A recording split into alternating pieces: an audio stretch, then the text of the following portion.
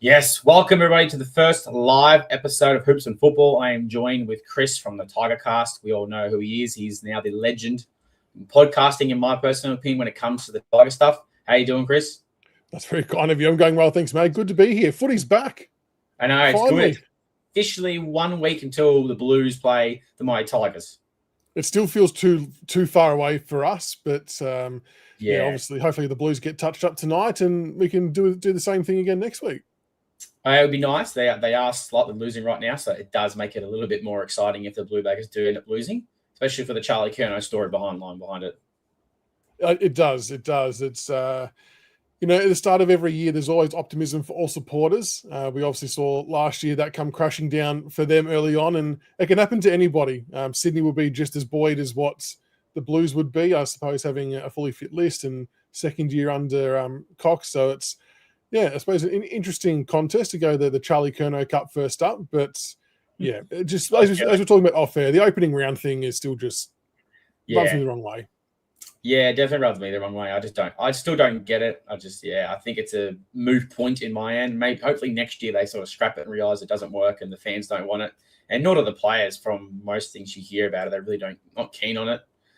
So, even was it our CEO Sean said he wants to bring back the round one Richmond versus Carlton opening round and have that theatrical what it is, two big Victorian clubs opening up the game. I'm actually really surprised at how many neutral supporters want that game as well. Even like in my own workplace, we were talking about that today as well. And a lot of them were saying that they loved the spectacle or the build up to a Richmond Carlton round one because it was always, 70,000, 80,000 plus, two big rivals. I guess maybe, I was probably over it at one point. I felt like it had run its course, but then you look what other games are opening the year and it's like, maybe there's still some merit to it. I still think the opening game should be a grand final rematch. Unfurl the flag to your home support. I think that just adds a bit of spice, but I know they've tried that and it didn't work either. Yeah, I'm not against that, but I think they only tried it once, so maybe they need to sort of try again a bit more. I think you'd definitely pack out the Gabbo with Brisbane, so I would not be surprised if it, sort of did, or a big Victorian club that wins a premiership and you give them round one against Carlton or something like that. If nothing else, it's reward for the fans to go round one to see the flag unfurled. I think that's a really cool thing because I remember one year that some clubs had to wait until round 3 or round 4 before they had a home game. It just kind of takes the gloss off a little bit. Yeah, well, I think if you win a premiership, you should probably get your first game at home to give you a round. I think Richmond had to do that as well. I think we had to do round 2 or 3 because Carlton had that first home game when we wanted to have one of their flags. So it just doesn't make sense. Yeah. All right, we'll go straight into it. The NFL? Yeah, we'll go straight into it. So we'll go straight into the preseason. So we'll do preseason sort of training, all the reports of that, and then we'll discuss a few things over the preseason games as well. So what do you think of Richmond's preseason and all the info and the videos they've dropped out about the club itself? From a training perspective, we all trained the house down, which was nice. I guess the frustrating part is when you hear and you see all these good training reports and then some of the players like Atash Houghton gets to the finish line and then breaks down, which is super frustrating. But it's been good to hear or read from track watchers who have been there on the distinctive, noticeable difference in how we want to play, how we want to move the ball. And I suppose that they see that, they write about that, we all talk about it, but then you come to the practice games and it maybe doesn't fully translate across, and that causes a little bit of confusion. Whether that's by design, I guess we'll find out in about a week's time. But I think a lot of the boys came back really, really fit by the sounds of it. A lot of PBs hit. You've got players like Morris Jr. coming back the fittest that he's ever been, which is a really good sign. Taranto, Hopper, nursed through the preseason. They'll hopefully hit the ground running. Lynch got through the preseason, looks the fittest he's been for a few years as well. So it's been... What's that? Lawler looks jacked. Oh, his neck. Yeah, how big's his neck? It's like a tree trunk. It's bloody huge.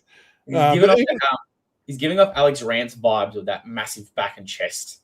And it's his second year. Yeah. I don't know if he can get physically bigger or not, but he might not want to. He might want to just stay that size just to be mobile still. It's sort of like it's heading into Matt Arnott territories, isn't it? It was just a ball of muscle, just a wrecking ball. But no, it's been a good preseason for the most part. I think the last couple of weeks have been a little bit soured by the injury list growing. But the reality is that there's 3 or 4 other clubs that have got longer injury lists than ours, and it's unfortunately a part of football, whether we like it or not. It's probably more who's injured and who's out that's hurting. Yeah, I did see I don't know if anyone's watched it, but they dropped a training highlight today. I did see Sam Cumming doing a few drills in there as well, which I don't know whether that's good news or sort of expected to happen anyway. And I did see Jonty Ford wearing the fluoro hat as well. So we're hoping he gets up for round 1. But yeah, it was good to see that. It was good to see a lot of our good boys from the 2024 draft got at least a good chunk of preseason into them. So a few of them last year had a lot of interrupted time. So it was good to see they got it and a bit of foundation for the rest of the year, which was good to see. And a bit of Sam Lawler as well, which never hurts to see. No, it definitely doesn't. It is good to see coming out there. I think ultimately it's going to end up in surgery, unfortunately. Yeah. Just with people who've got pre-existing shoulder injuries, it's one of those things that doesn't go away. It doesn't matter how much you strengthen it. There's only really one way to actually fix it. But it's a tricky situation, isn't it? Because of how young he is. He's still growing. There's a bit of consideration for the growth factor and not wanting to jump straight into surgery. But yeah, it's interesting.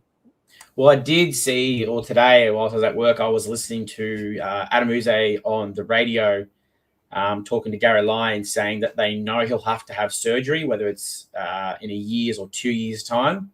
They do know he will require surgery no matter what.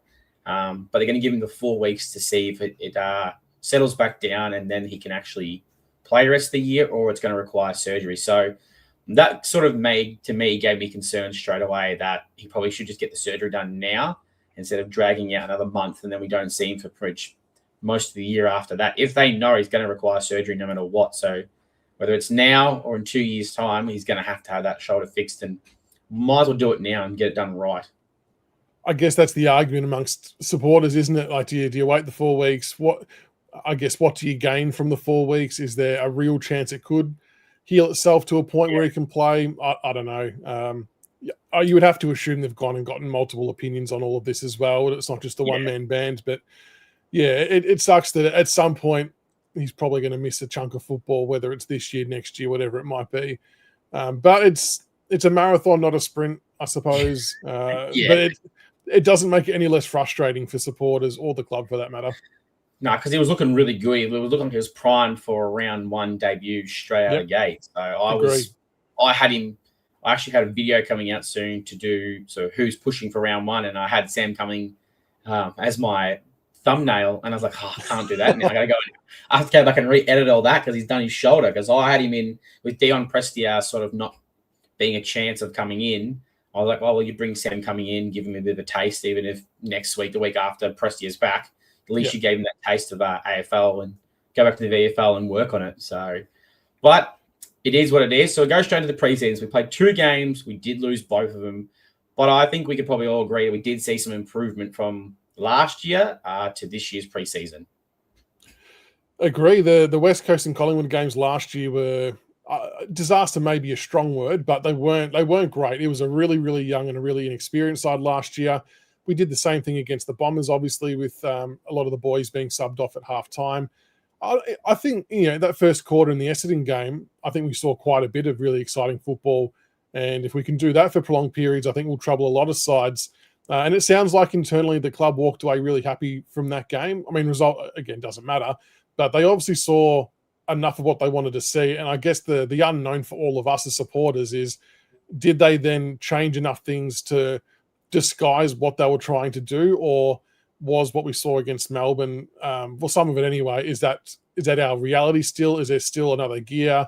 So there's still a lot of questions we haven't answered. There's still it feels like there's still a few problems from last year that didn't seem addressed, especially in the midfield and two-way running and things like that.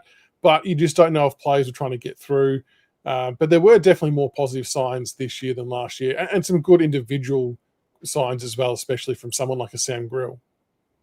Yeah, I did love Sam Grill off the half back, that really dashing and daring sort of a Daniel Rioli 2.0 who was willing to put the ball under his arm and take it on. And I was happy for him to do it. If he got caught, well, he's going to learn when to do it and when not to do it. So you might as well do it in a preseason game to sort of show what he's got and then what he can and can't do. So I think he's pushing for round one. I would be shocked, honestly, if he didn't get a debut in round one. Yeah, I agree. It's at one point I thought he might be stuck behind a few guys who are fighting for that same spot. Like you got Banks and Jaden Short, Tom Brown. Trainer is going to play in defence. We've got to fit him in somehow potentially. Yeah. But then, when Grill does what he does in those games, you just cannot not select him. The aggressive running, it's such a good thing and a refreshing thing to see in our side. And he just goes quickly and instinctively. And I think we need that in our team. Yeah, and when he does go quick, but at the same time, he still has really good foot and hand skills as well. As multiple times he did a kick and it was pinpoint, hit his target. His handballs weren't falling short or going over the player and getting other players into danger. He never seemed to handle the ball and put another player under pressure, which is really good to see. And I know when I was doing my videos on Draft D, some people had saying he's not a good kick. From all reports that I remember watching and listening to, even Dylan Alexander said he actually he was a really good kicker. So I think he's also proven that during the preseason games that even with the elite speed, he can still kick really well, which is nice to have as a young team. It is. I mean, there was the one kick that stands out for me was we were exiting the defensive 50 against Melbourne and Taranto was running into a pocket of space, but there was his direct opponent and two other Ds ahead of the field, and Grill still just weighted it perfectly over the top so he could run onto it and take a mark without breaking stride. Like that's not an easy kick to execute to that level of perfection. So the kid can seriously play, and I think he's going to excite Richmond supporters for many years to come. What about the more time in the midfield for Sam Lawler? How are you liking that? I was loving it. What about you? Yeah, enjoying it. I reckon as a collective supporter base, we probably geared ourselves to see more forward than midfield this year, just based on bits and pieces we were hearing, I suppose. I think, though, what's happened is the way he's just played in there has demanded that be switched. I actually don't think they intended it to go this way, but they've had no choice in a good way. I don't know. Every time he seems to go in there, he just seems to find a way to find the ball and do something constructive with it. They're releasing handballs to put players into space. And Smiley does the same thing when I saw him in the VFL. Their ability to hold the ball for as long as they can, absorb contact, but to free someone else out into space. It's very Shane Edwards-like, is the best way to put it, I suppose. And yeah, it's going to be good to see him out there. I wanted to see more of him, but I understand the management side of it as well. I guess you look at the disposal numbers, you're like, oh, he only got 15, or only got 8. You want to see those 25 and 30s. They'll come once he's playing full minutes. He's just a magnet to the ball, isn't he? It'll happen. Yeah. Well, you think with that, 15 disposals and 5 clearances in, you would even say it was a full 3 quarters because of the interruption. Yeah. And you were there. So that's pretty impressive for a player in less than 3 quarters to get, as a young player who's just come off a hamstring injury as well, to get the 15 and 5. And we've always had issues with getting clearances. So he's sort of fixing that little flaw we have there. But then when he goes forward, he's just as dangerous as we saw when against the D's, he went down and clunked. Obviously, he didn't kick it, which normally I was quite surprised he didn't. He's normally been a pretty good set shot. But it sort of put fear into him as well. So it's sort of that dusty fear as well. He's an elite midfielder, but he's just a powerhouse when he goes forward and kicks goals as well. So it was really good to see a bit of both. I think we discussed about last year, we thought that he would do 60% forward and then 40% midfield. I'm starting to feeling it's going to be the other way around now. And that's okay. I think we can utilise him greatly in the middle, but definitely no arguments from us. But what he has showed, to your point, is, if he does drift forward, or when he does drift forward during quarters whilst in a midfield rotation, he's going to get a really favourable matchup. Not many other midfielders are going to want to have to defend him inside 50 if the ball's being passed to him. And if I'm our other players with the ball in hand 65 metres out, you'd actually almost try and clear the space and look for him, because he should have a really good matchup and use his height and his strength to outposition most midfielders, really. Yeah. As well as another midfielder, you've seen a video from Tim Taranto saying he might be spending some more time down at the forward line. Do you like the idea? Because I tried to say that a few times last year. The Hopper and Taranto, I think they need to spend some more time in the forward line to sort of add a bit more experience. then also gives the young players a chance to get a bit more midfield time as well. Do you think it's going to be a good mix to allow Hopper Taranto to go forward and help with the goals? It had to happen. It was as simple as that. And I know there's a lot of discussions about, when Taranto and Hopper come over, that a part of the reason why Taranto come across because he wanted to play as a fully fledged midfielder because he was already doing the half forward role at the Giants. And I understand that, but there also then comes a point in time where the club needs and the club development way forward must take priority. And to be fair to Taranto, I really seriously think he's bought into that. I think he's understanding of where we're at and what needs to happen. And like you said, him or Hopper playing at half forward at various stages, it adds another bit of experience to a line of the ground that is very inexperienced for us outside of Tom Lynch. So it's a multi-win. It gives someone else a midfield turn.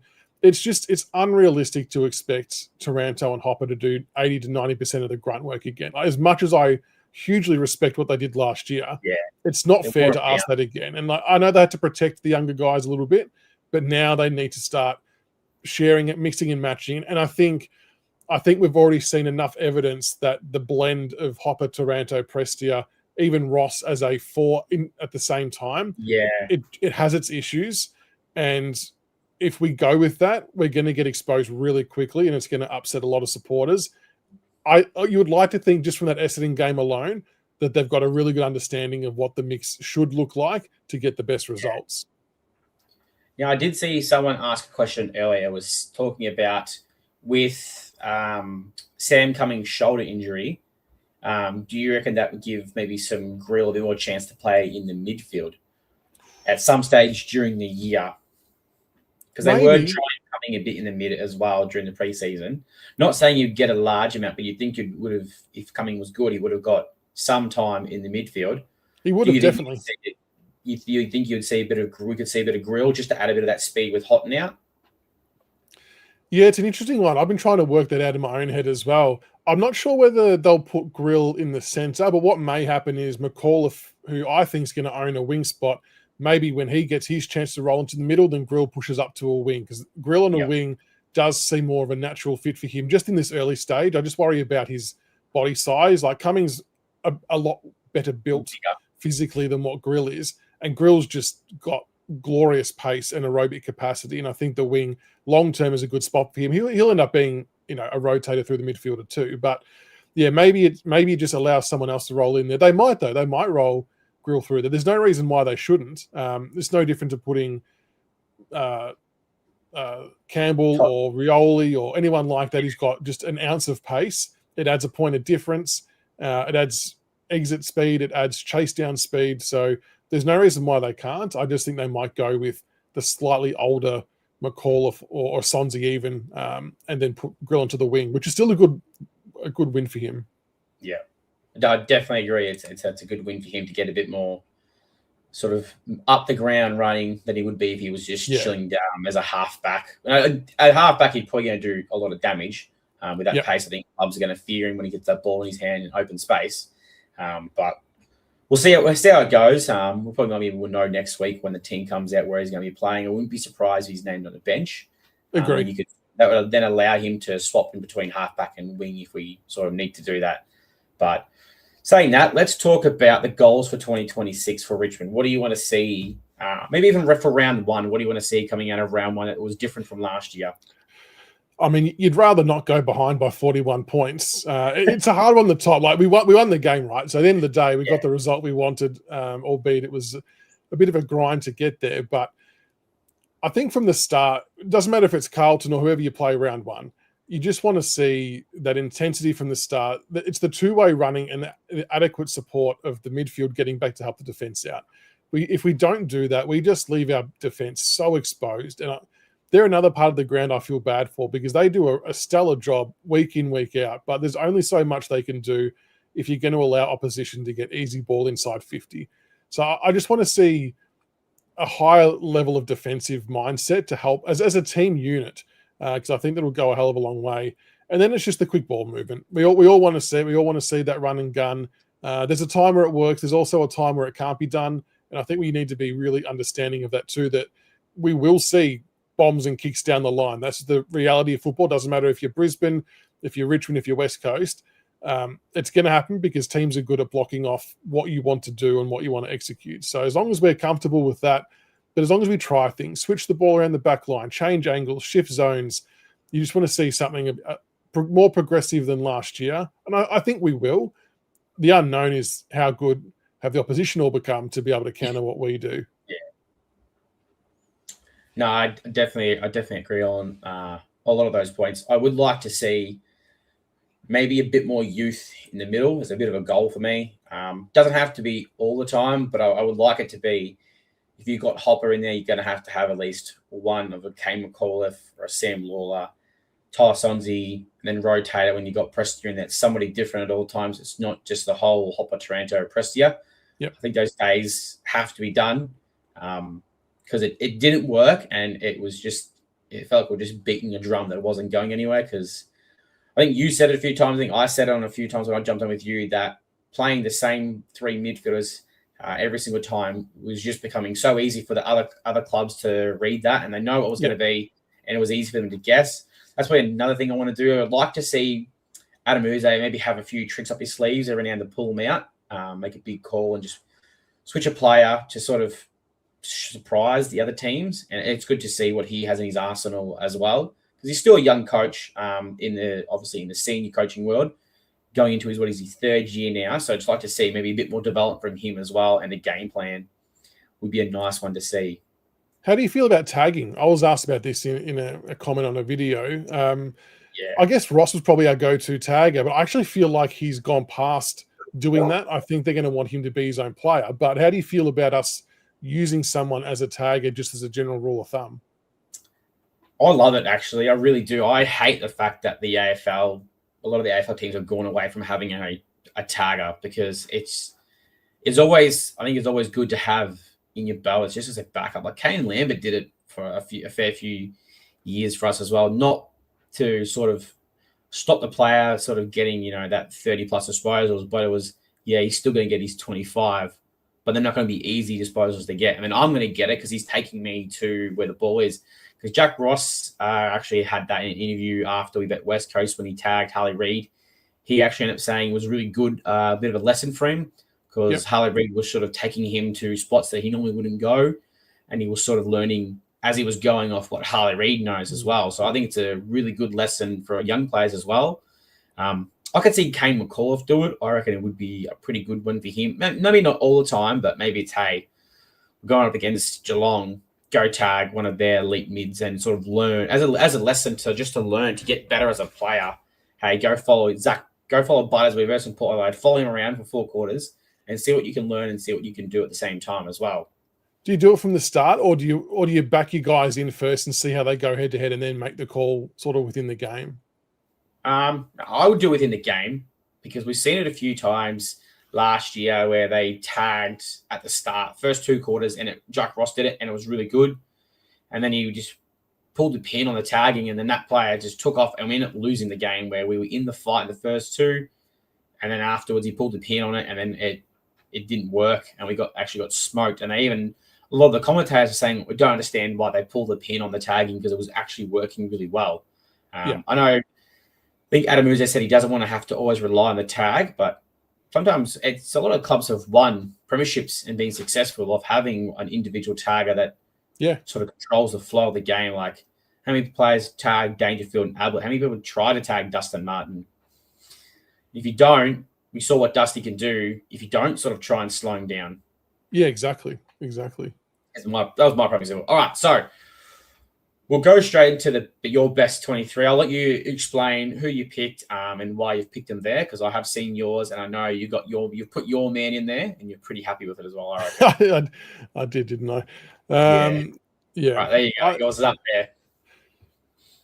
If I had have done it today, I got Trainer in there. That's okay. I was worried. I forgot that if I put Trainer in or not, because I had heard today that he had a ripper training session and has elevated himself into contention again, apparently.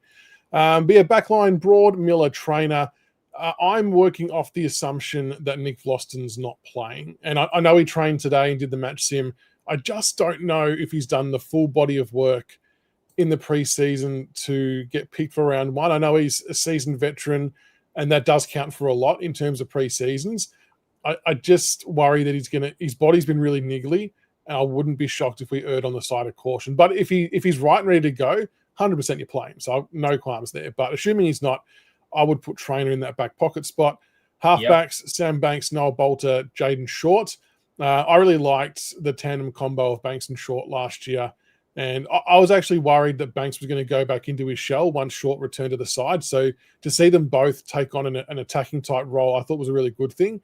And Banks sounded like he was working up another notch again today too, which was good. Bolter did the match sim today as well, and also did some extra running afterwards to notch up his GPS numbers. So it seems like he is well on track to play for round one. And I think that's good. I feel like that's a more settled backline than what we had against Melbourne. We did look a bit unorganised at times, and maybe that's a little bit of the midfield's fault for not helping out. Wing came McAuliffe. I've gone Sonzi. I know that can divide people, but it's out of him and Hugo Ralph Smith. Now, Hugo's got him for speed, but I think Sonzi's got him for skill. So I'm prioritising skill over speed. And Sonzi's done a lot of work as well in the off-season, but I just think he's still got a little bit to prove and a bit to offer on the wing. I think Sonzi also in his belt, which gives him the higher chance of Hugo Ralph Smith, is Sonzi is a lot more better defensively. He sort of does go back and follow his man, where I think, in my opinion, a lot of the times last year we saw Hugo sort of drift away and his man goes up the ground and gets a goal, and it sort of hurt us because he just wasn't following his man when it was in the defensive side of the game. He sort of just lets him go. The other rationale behind this too is with Cumming now out and Taj Houghton out as well. That's two guaranteed midfield rotations that we've now lost. So we now need to find replacements to have that even itself out. So McAuliffe and Sonzi can also roll through the midfield. We know that. We know that Morris Jr. and Seth Campbell can too, but I think they'll give that exposure to McAuliffe and Sonzi. Half forward, Seth Campbell, Jonty Fall, Morris Rioli. You want speed up there and you want a bit of class and skill. Jonty was still wearing that cap like you said before, but hopefully he exits concussion protocol and we see him for round one. Mansell, Lynch and Armstrong. So I think we'll go the three tools. It's going to be interesting to see how they work. I mean, Lynch needs to do all the heavy lifting to take the pressure off Fall and Armstrong. He looks fitter, he looks leaner, and if we can keep him out there, I think it's going to help tremendously. I got a question on the three tools. Yeah. The three tall ones.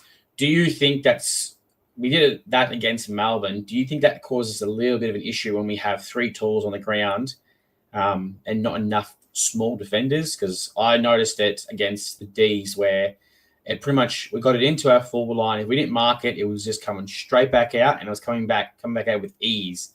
These players were just running that out. Is that? Yeah. Are you worried about the three tools not being fast enough to be able to put enough defensive pressure on that coming out? I think it's definitely something to consider. Absolutely. Fall and Armstrong, they're not slow. I think they do have good running power.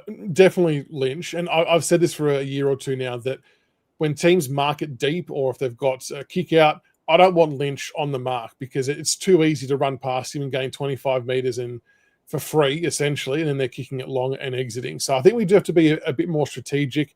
And maybe the forwards need a bit more support as well. But I do think that Fall and Armstrong put up good chases. But it's still a good point. If it's not working, and maybe if the opposition do have a slightly smaller defence, that you got to adjust accordingly. But I think it'd be difficult to not play Fall and Armstrong. What will be interesting is round two when Lafau's available as well, what they do there. Yeah. Mank in the ruck, obviously no brainer. Lawler and Ross in the middle. I think Ross is at a super preseason. And I can't see him not starting there. Then Hopper, Grill, Brown, Campbell Gray, and Elgar for the bench. Campbell Gray, we heard today, did a lot of the ruck work in the match sim against Nankervis. So it seems like that they are gearing him to be the hybrid ruckman for round one at least. I didn't like him against Max Gawn, but that's not who he's meant to be rucking against. He's meant to be rucking against the second ruck. Because even main rucks can't beat bloody Max Gawn, far be it Campbell Gray. So, look, what do you think about the Campbell Gray one? It's a good ticket into the side for him, and he can play at both ends of the ground when he's not rucking, and I think that's an appealing prospect. Yes, that is the one thing I was going to ask. I love it because it sort of gives him a notch to get in. He's got a good leap on him. He's actually pretty quick for his size. A few of his games against the VFL sides last year, He has a lot of attack on the ball, a very aggressive player as well, and he hits it pretty hard, pretty good by foot as well. So I like the idea. Sort of makes it sort of a Tom Sims replacement, sort of until he comes back. Yep. I only worry about is that on this team is it too many talls, because you'll have the 3 tall forwards and you have Campbell Gray. That's when your question is: do you take out a Armstrong or a Jonty and then have Campbell Gray rest down as a forward? Yeah, potentially. You bring in another small forward, like maybe Green, or bring somebody else in as another midfield. Like you were saying, you need to sort of bring in some more midfield as well with Houghton coming out. True, it's a fair call. It's fair, and maybe they do. I mean, a Fall or an Armstrong would be really unlucky to miss out in that instance, but the balance side of things rings true and makes sense. And that's why I know I'm probably a bit biased towards Jasper Alga, but he does play taller than what he is. So if you were to remove an Armstrong or a Fall, Jasper's actually a really strong overhead mark and plays a lot taller for his size. So you're kind of offsetting it a little bit, and you're still going to get some marking power alongside Lynch and Gray if he's down there. So maybe that can work. But yeah, it's going to be fascinating to see what they do with this. There's so many ways it can work. It's not easy. I definitely agree with the Jasper Alga. He gives off Josh Caddy vibes to me, a player who's not small, not tall, but plays that middle and sort of just does everything right at the time when he's there. So I definitely agree on that part. I feel like I'm not sure if the match committee will agree with me though, but he was really good in the VFL on the weekend as well. He kicked a couple of goals early. His leading patterns are really good. He works hard, double and triple leads to free up a leading lane, or he's in the leading lane himself. And he's just a smart user of the ball. So I think he can push up to a wing if needed as well. But look, if it's not round one, I know his time will come. And I do really believe that once he gets into the side, I think he'll stay in there for a long period of time. But yeah, it's just trying to work out what that balance all looks like.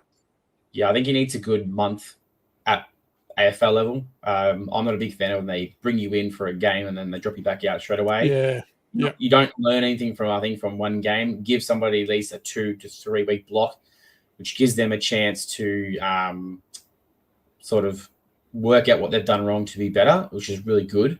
But question for you don't have Nick Flostone on there. Now, Adam Uze did have the interview with Gary Lyon and said that the only player out of Boltar, Nick Flostone, and Prestia that looks like that won't get up for the game was Dion. So sounds like Nick Flostone might be ready for round one. Okay, so that would make things really interesting. So for me, if Nick Flostone's fit and available, he categorically plays, right? I don't think there's any question there. For me, it would have to be out of Trainer or Tom Brown. And I don't like that as an option, but that's the reality. And if I had to pick one, I know he apparently shot lights out today, but up until today, I haven't been fully sold on Trainer's spot in the side yet. He's in the 2 practice games, he wasn't getting bulk minutes in the first. He was playing a little bit at the end and then topping up in the VFL. So for me, that was not ever really a good sign. And I think it might just be because the back line's a bit too crowded. Naturally, we know that when Broady and that retires, Trainer's going to slot right in and play every game. And last year, he played on the wing and did some other stuff, but the club have clearly said a few times that they see him as a defender. He's not done any form of training on the wing this year. So it's either wait for your turn when opportunity presents, or maybe he's the one to miss out. So I would probably have to say that Trainer might make way for Floston if Floston is fit. Yeah, I definitely would agree on that. No, I'm a big Luke Trainer fan. I reckon he's going to be a champion. So I do agree that once Nathan Broad and Nick Floston sail off into the sunset with their 3 flags, that I think you'll see Trainer and Brown take their spots. Yeah. Which is good because that means 2 extra elite kicks in that back line, which you can never have enough elite kicks in the back line. Just need Tom Brown to get more of the ball. Such a beautiful kick of the footy. And it's hard because, at the same time, we want it in Banks' hand as well. Short is going to want the ball too. So I know it's hard to try and distribute that 3 ways evenly, but he's such a dangerous kick. And I've said it before, I wouldn't be against Tom Brown pushing a little bit higher up the ground to try and get more possessions and to deliver the ball inside 50. Well, then maybe you would like where I placed him on my team. So I'll I'll bring my team up, and I reckon you might just be happy with what I end up doing. So I've gone with Nathan Broad, Ben Miller, and Nick Velostone. The reason I went with that was because I had heard the report about Nick seeming like we were pretty good, because there was only one was Dion, who they were pretty on the caution side, which my opinion means they're not going to play him for round 1 and probably get him ready for round 2 or 3, give him that extra couple of weeks to get ready. I've gone Sam Banks, Noel Bolter, Sam Grill. I've gone Grill starting in the back line, as I want to use that speed off the back line, the same as Banks. So sort of what most elite teams do now, they have 2 fast halfbackers. So Gold Coast are very well good for that, with Noble and Daniel Rioli. Sort of that seems the way that we're going these days, and we used to do it. And a bit of Jaden Short's formed, in my opinion, in the preseason games. I know it's just preseason. It felt like he's gone back to what he was in the 2025, the start of the season, where he doesn't actually lower his eyes. He just gets the ball and kicks it far as high as he possibly can, which sort of puts us in a bit of trouble sometimes as well if we're not set up the ground a bit better. So that's sort of why I've put him there. Kane McClough on the wing, because I think I do agree. This last week he was a champion on that wing. Just needs to claim his disposals a little bit more. I think once he does, he'll become maybe could be an elite winger in the competition as well. Sam Law in the middle, quite simple. And I went Tom Brown on the wing for the exact reason that you said. Give him some more ball. He's a really good runner, great overhead mark, and an elite kick. And he definitely gets that meters gain when he kicks it as well. And generally, when he does, he actually hits the target. I don't mind it at all. It makes sense. If the half back line's clustered, then just flick him up the ground a little bit. We know the wing's not a locked-in spot for us at all, really. So I'd be all for that. I can see that happening. I was just like, why not? It can't hurt. It's my best 23 anyway. Yeah, so exactly. The club's going to listen to it. Seth Campbell, Harry Armstrong, and Miles Rioli went them up as the half-forward line so they can actually get up the ground. We saw last year that when both those boys went up the ground, it creates more pressure in that middle part of the ground, and then they can turn around and burst back pretty quickly. So that's sort of my thinking on why they're up the half forward. Then I went Mansell, Lynch, Jaden Short. So interesting. I didn't kick him out of the team. I think it's time to sort of retool him to put him in a better position. When he did come into the system for us, he played against St Kilda and kicked 4 goals. I think he still has that and he can still do it. With that massive 55-plus meter kick on him, I wouldn't be against bringing him into the 4 line. A bit more experience and a bit more chance of kicking goals from a long distance. If he's up more to the ground regularly, then you've got those little handballs we can do and you can kick him on the run. So tried something different with that. He's still in the team. I don't think you can't not have him in the team because he's in the leadership group. He'll be selected 100%. It's just where on the ground. Yeah. But I don't mind it because if it gives early and good exposure to Grill, that's a win as well. It's, we often hear about fast tracking these players. That's a way to do it. And then you've sort of then helped solve the inexperienced part of the ground as well. So I think we need to be open to trying anything like that. Yeah, I don't see why not. It can't hurt. Like we know this year is another development year, so you can't be expecting us to win 12, 13 games. So why not try something different to see how it works coming up the season a bit more as well? Maybe when 3-4 games in, you can start to see the Grill's a bit tired. You can take him out of the team for a bit, give him a rest. You can put Jane Short straight back into the back line. There's not going to be a single issue whatsoever with that. Cool. Yep. Then I went Nank, Taranto, Jack Ross in the middle. Self-explanatory, I'm pretty sure. Then I went Hopper, Sonzi, Luke Trainer. I went Campbell Gray, exact same as what you did for that pinch ruck. Now, why I was happy to do that was because the concussion on Jonty Fall and a bit of his form in the preseason hasn't been to what he normally presents. So I thought maybe that concussion, give him a week off, give him some chance in the VFL, confidence goes again, you can bring him straight in. And then I went Josh Gipkus because I just think he's earned that spot to play round 1. He's trained the house down. Even in the VFL games, he had a few mistakes, but you could see through the games he was getting more and more confident in his body and what he was doing as well. That leap is still there, which I'm pretty sure he might even hold the record for the biggest leap in the AFL. And it can't hurt because then you can sort of utilize him as well as a defender or a forward as well, which we do know he can do both. He can. Yeah, it's interesting with Gibcus. I do think he's the most vulnerable to maybe missing out of the talls, and I don't necessarily think he deserves to miss. It's just, yeah, what does the best makeup of the team look like? But I was really glad for him that he got through preseason how he has, and every minute he spends on the ground, whether it's AFL, VFL, whatever it might be, you just know that confidence will keep returning, and at some point he'll have full confidence in himself, and he'll be back to hopefully his old self. But there's definitely been some good progressive steps forward, which is good. Yeah, which is it's the reason I had issues. I was pretty close to not putting him in because I find that Luke Trainer and Tom Brown are pretty similar to Josh Gibcus as the prototype defender that they are. They're tall, but they're not that Ben Miller, Noah Bolter, where they're tall and bulky. They're that tall and slim defender that's more mobile. And it probably comes down a little bit to the opponent as well.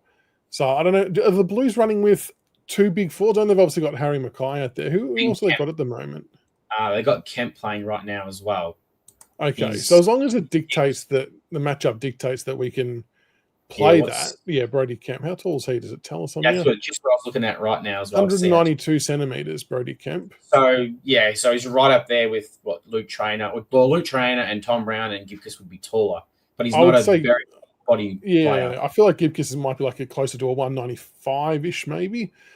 Yeah, but he's not fast, but he's not slow either. Like Gibcus has definitely trimmed down and gotten a lot fitter since the end of last season. Like I was wrapped for him. We all were that he got back and played that Geelong game. He 100% needed to play that game, but you could tell he was just a little bit sluggish, just understandable. But he looks a lot leaner and different this year. So, there was a really good moment for him in the half forward line with a couple of repeat efforts and sprinting and changing direction and things like that. So it's getting there. And yeah, if matchups permit, I would definitely not be against playing him. And as you said, he can most definitely go forward if you have to.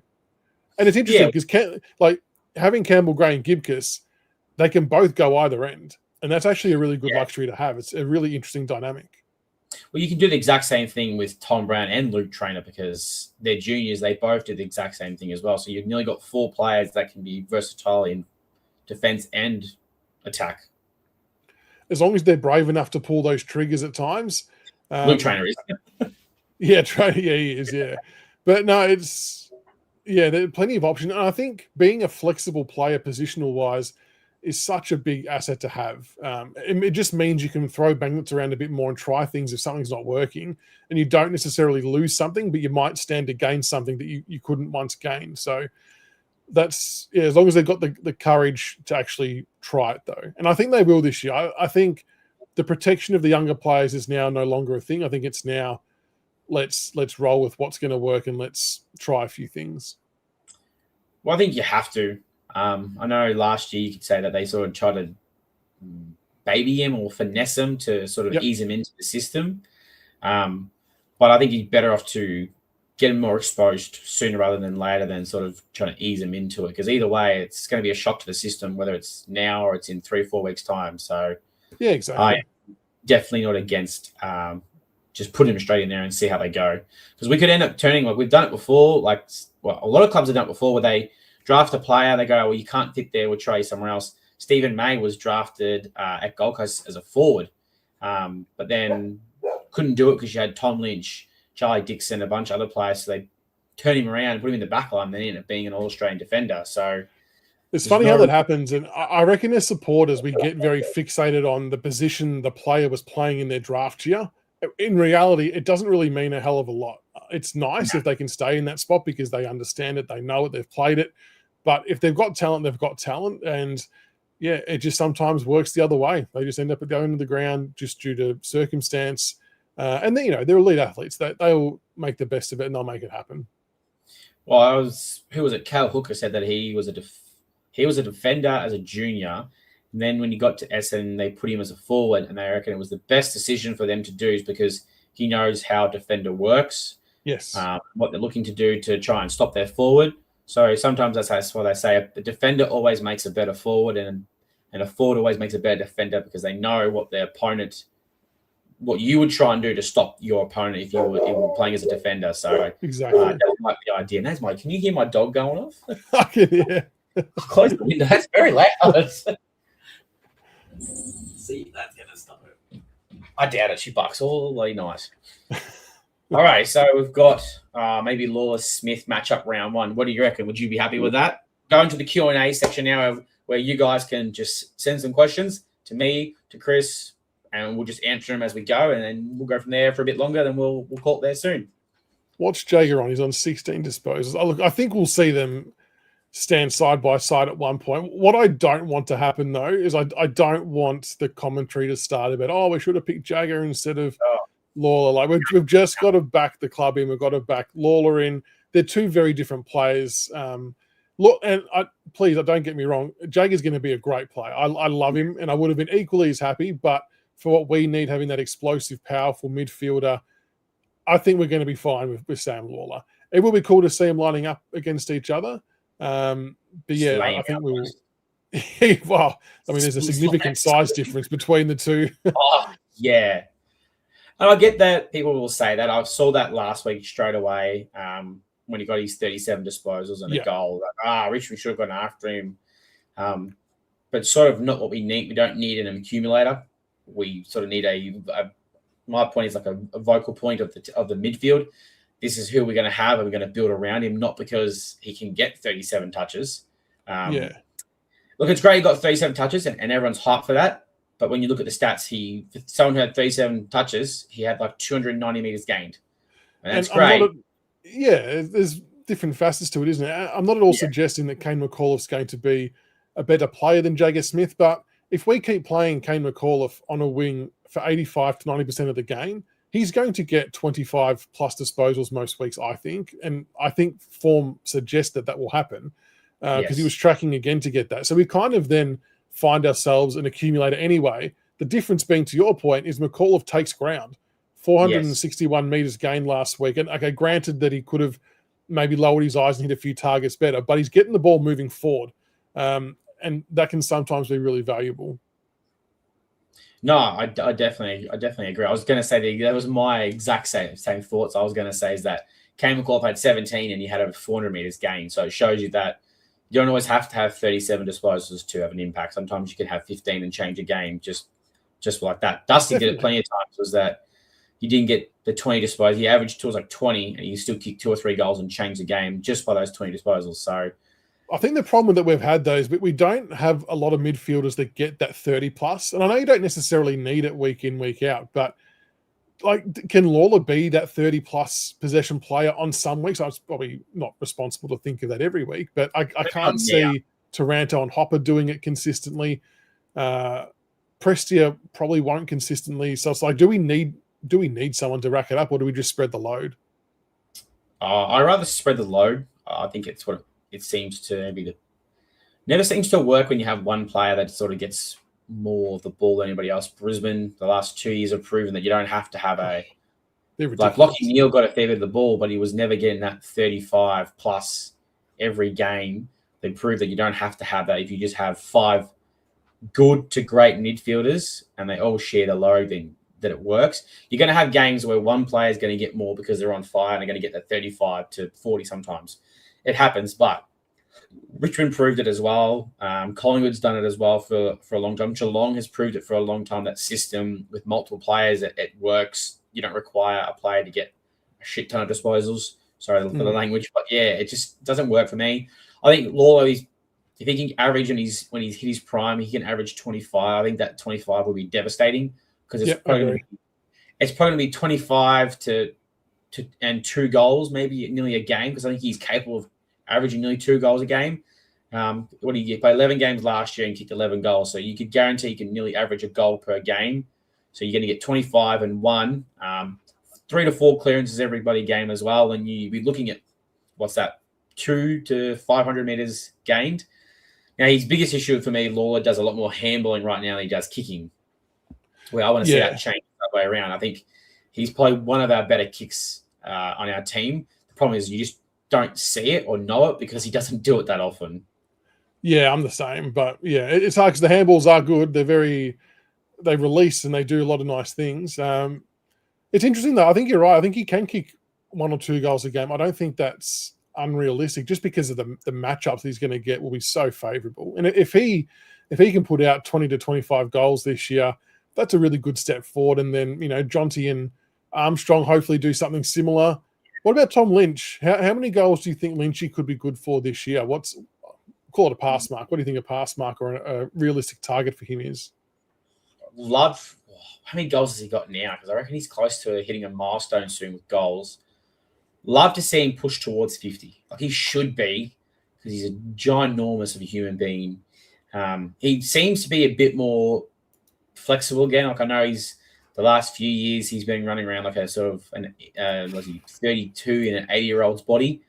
Yeah, really rigid, like a robot to bend down. The goal on the weekend when he just bent over and scooped and picked it up sort of reminded me what he was like when he first came to Richmond. He had a bit more movement in him. If he can get back to that, I would be looking between 30 to 45 goals. That'd be a good return. Yeah. Like what do you get? You got 25 last year, and that was also him missing the game after Carlton being suspended. The Port Adelaide game, sorry, was that one, and then you had the 5-game suspension. So 25 goals and still missed 6 games of the year. So he could be right in that 30 to 40 mark as well. And he should be. He's a ginormous of a man and still has the high IQ from what he's learned from Jack Riewoldt when they were playing together. So what do you really depend? I would love that to be the aim. It does all depend, though, on how we deliver the ball. If the game plan reverts back to dumping it long on top of his head, I think he's next to no chance to get that because defenders are just so good these days at crowding the space and spoiling, and we'll give him no chance. But if he does, he looks the best. All forwards do look the best when they're on their bike leading up at the kicker.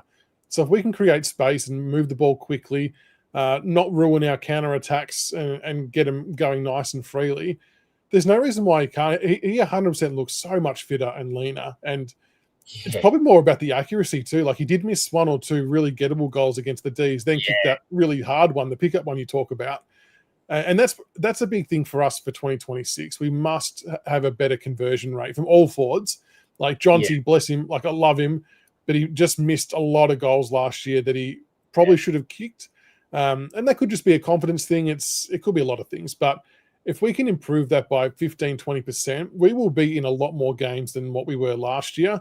And hopefully we can close out a few games as well by kicking a greater score. And that's going to go a long way to trying to get a high percentage too. Yeah, no, I definitely think the goal kicking accuracy, I'm hoping Luke Bruce has sort of become our goal kicker. I know. It's the only thing that annoys me with today's AFL where they're not allowed to stay back and do, extra drills after training. Because I remember growing up was that they're like, well, if you got time, go out there and just kick some goals. And that's what I used to do with a lot of my mates. You're not leaving till you kick 100 goals. Yeah, we used to do where you had to kick, I think you had to kick 25 in a row. You couldn't miss from all different angles on the run, standing still before you could go home. And even that was in my junior time was that we were done. So I just really miss those days where you used to be able to do it. And that's why I think the goal accuracy has gone down. They all go, well, where's the goal kicking gone? Well, you don't get to train the fundamentals as hard as they used to. 100%. So that's the issue. And all it takes is, when I was in the Army, the sergeant used to say it takes 5 bad repetitions to create a bad habit, but it takes like 100 plus of a good habit to break that one bad habit. So, and that's the thing now. Are we behind on the 8 ball because they had bad habits, and it might take a year or 2 before we start to see Jonty Fall's goal kicking sort of swing back to the good habits and be a bit more accurate. Like Harry Armstrong, his fundamentals have been great because he had Matthew Lloyd from the juniors. So his goal kicking has been quite good because Matthew Lloyd was a great goal kicker. Fundamentals are key, and he's been taught it for a long time. That's my only concern with Jonty is it might be more than a year or 2 before we see the goal kicking accuracy swing back to the more goals and behinds. And like sports science has done wonders in some things, but I don't think it has in this area. Like if you hear stories when you hear like Dunstall and Lockett and players like that talk, they would kick 100 to 200 shots at goal after training every night, every single night. And that's why they were as good as they were at kicking for goal. Like it's not a coincidence that's why they were good at kicking for goal. And now once you hit that certain KPI or whatever, that certain measurement on the GPS and the data, bang, off the track, no more.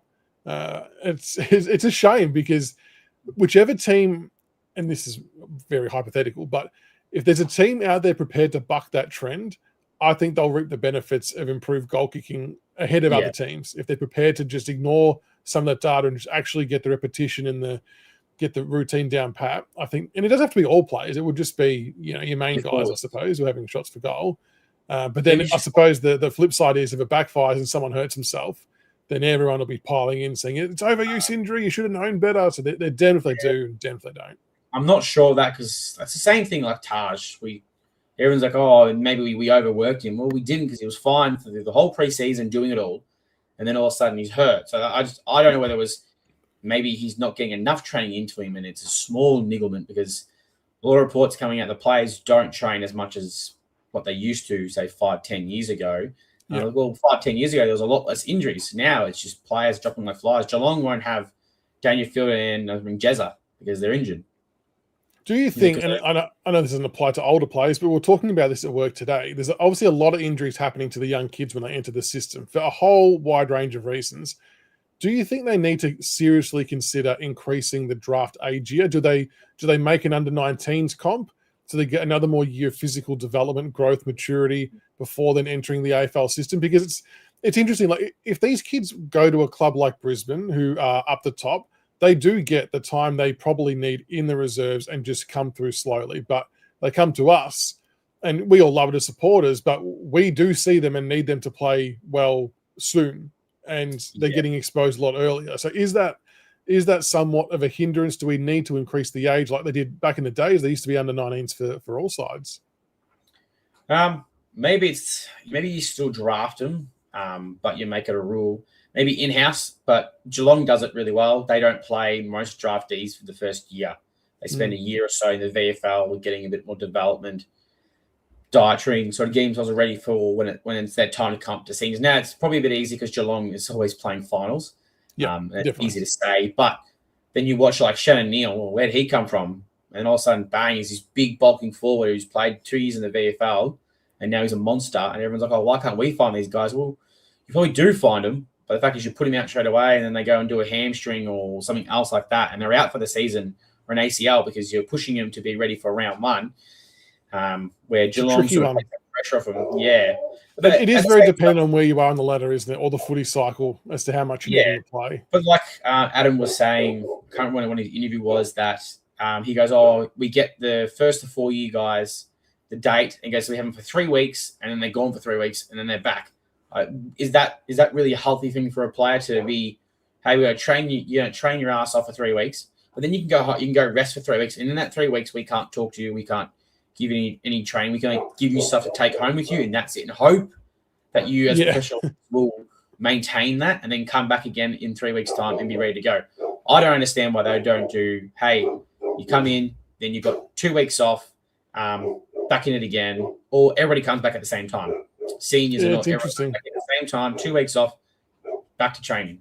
Because I think Kane Collins worked out last year that out of the 52 week we have, they get something like 20 plus weeks off a year. Is that what it ends up being? Yeah. Wow. I didn't realize it was that much. It was close to over 20 weeks they get off for a whole entire year. So they spend 6 months playing, training, and then they get a big chunk off as well. In that time, that the clubs can't reach out to them, which I think that's ridiculous that the clubs aren't able to reach out to your employees to at least make sure that they are well, healthy, training. Sure. Keep an eye on their schedule for, hey, you guys making your KPIs and all that sort of stuff. I don't understand why that's cool. Fair enough. They can't come into the club physically under an official program, but yeah, they should be able to. I agree. Check in and just keep on top of things. And I think to Uze's point, like they weren't even allowed to send out literature about the game plan. Yeah, it's like we want to educate these kids, and they've got next to no time to do it. And it's like then all of a sudden makes sense why we couldn't have much of a game plan last year because they just didn't have the time to teach it. And it's going to be a slow burn. And, it's going to be another 2 or 3 years before we see it in full effect, most likely. Yeah, which is why you can see clubs like Geelong and now Brisbane will probably stay up forever because they're always going to get these young, good draftees in. But, when they come in, it's okay. We don't have to force feed them all this information and hope it sticks straight away because we've got a senior team ready to go who knows the game plan. And then in a year or two's time, we can slowly drip feed these guys into our system and be ready to go. And that just, like the Ashcroft twins just smoothed in. And that's probably the unfair thing about the academy for me, for a club that doesn't have one, is that they learn all their programs already because they've been doing it through the academy with True. a lot, Brisbane and Gold Coast. So when they come in there, they were saying on Will Ashcroft was saying it about Dan Annable when he came. He goes, he'll be fine when he comes in. He already knows the plan. He already knows the system because he's learned it all through the academy. It's a really good point. If you don't have an academy, how far behind you will be. Look at North Melbourne. If North Melbourne had academy, you could have had Clarko teaching these guys or giving them homework at 16, 17. You guys coming to academy, this is what the game plan will be. Start to learn it now. When you come in, you'll be fine. Be smooth sailing. Really good point. I hadn't thought of it in that context. It's a really good point. That's interesting. Yeah. All right, well, we'll probably call it at that. It's about an hour in, so probably you probably need to get to bed as well because it's probably been raining there, or is it hot there in Melbourne?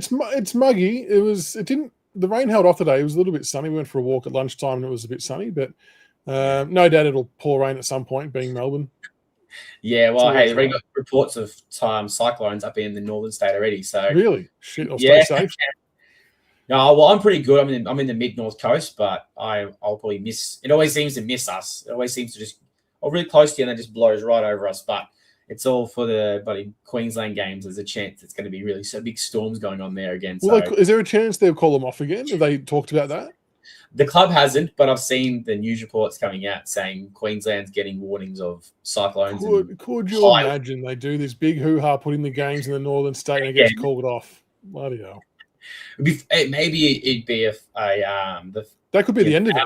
The nail in the coffin. Hey, look, we want to do it, but it's just not working for these storms. Just keep coming in, and then what's his name? Dan Goring said it. Goes, look, it happens every year at the exact same time, like 2 weeks before the season would start. Yeah. Queensland under massive storm warnings and all that sort of stuff. It happens every year. I guess I don't know why they've decided to start putting these games up there at the worst time possible. Yeah, interesting. Wow, I'll keep an eye on that then. Jesus. Yeah. All right, guys. Thank you for jumping on, and thank you, Chris, for jumping on, giving us your best 23. Do appreciate that very much. Hopefully, Carlton is still losing. They are down by 26. Are they? Oh, they were ahead a little while ago. What's happened there? They've dropped off. Wow, they've had a massive drop off in that. How's Pitnet kicked 3? What is going on? There we go. Last quarter. Yeah, they're bringing the pressure.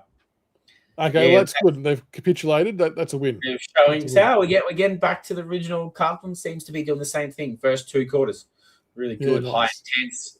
Bring too much pressure. They can't handle it.